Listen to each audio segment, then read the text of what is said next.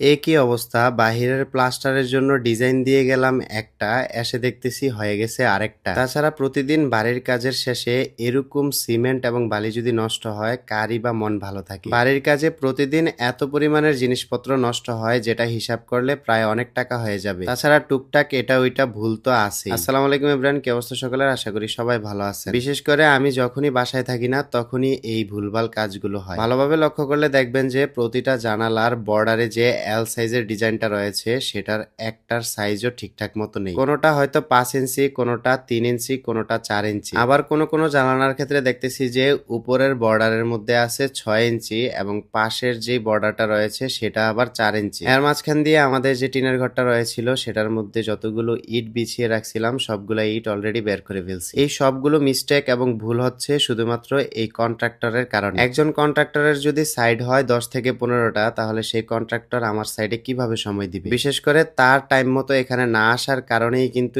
এই ভুলভাল কাজগুলো হয়। তার উপর এই কাজগুলো করতে যে লেভেল স্ট্রিপের দরকার হয়, সেটাও কিন্তু তাদের কাছে নেই। আর আমি যেহেতু নতুন বাড়ি করতেছি, এই জিনিসটার সাথে আমিও পরিচিত নই। এটা আমাকে জানিয়ে দেওয়া দরকার ছিল কন্ট্রাক্টরের, কিন্তু সে আমাকে এই বিষয়ে জানাই নাই। পরে প্লাস্টারের মাপ যেন একুরেট থাকে, সেটার জন্য আমি তাদেরকে লেভেল স্ট্রিপ এনে দিই। শুধু একটা যে ঝামেলা তা কিন্তু নয়, এদিক দিয়ে আমি আমার বাসার দোতলার যে গ্রিল এবং বারান্দার কাজগুলো দিছি, সেগুলো প্রায় 2 মাস হয়ে গেছে, এখনো পর্যন্ত হাতে পাইনি। আজকে দিবে কালকে দিবে বলে শুধুমাত্র ঘুরাচ্ছে, কিন্তু মালগুলো অ্যাকচুয়ালি আমি এখনো পাইনি। মোটামুটি যাদেরকে দিয়ে আমি আমার বিল্ডিং এর সব কাজগুলো করাচ্ছি, সবাই আমার আপনজন, তাই তাদেরকে কিছু বলারও সাহস পাচ্ছি না। আরো একটা বিষয় সম্পর্কে আমি জানতাম না, যেটা হলো এই ড্যাম প্রুফ কেমিক্যাল। এটার কাজ হলো বাহিরের প্লাস্টার গুলো যেন ড্যাম না হয় এবং দীর্ঘস্থায়ী হয়, সেটাই নিশ্চিত করা। কপালটা এতই খারাপ, এক সাইডের প্রায় মোটামুটি সম্পূর্ণ প্লাস্টার কমপ্লিট হওয়ার পরেই আমি এটা সম্পর্কে জানতে পারছি। এত টাকা দিয়ে বাড়ি করতেছি, সামান্য 3-4 হাজার টাকার এই কেমিক্যালটা এনে দিতে পারবো না, তা তো আর হতে পারে না। আসল ব্যাপার হলো কন্ট্রাক্টর থেকে শুরু করে কেউই আমাকে এই বিষয়গুলো জানিয়ে দেয় না। এই যে ভাইয়াটাকে দেখতেছেন, উনি কিন্তু খুবই ভালো একজন মানুষ। আমাদের বাড়ির সম্পূর্ণ প্লাস্টারের শুরু থেকে এখন পর্যন্ত সে কিন্তু আছে। তার হাতের কাজের ফিনিশিং কিন্তু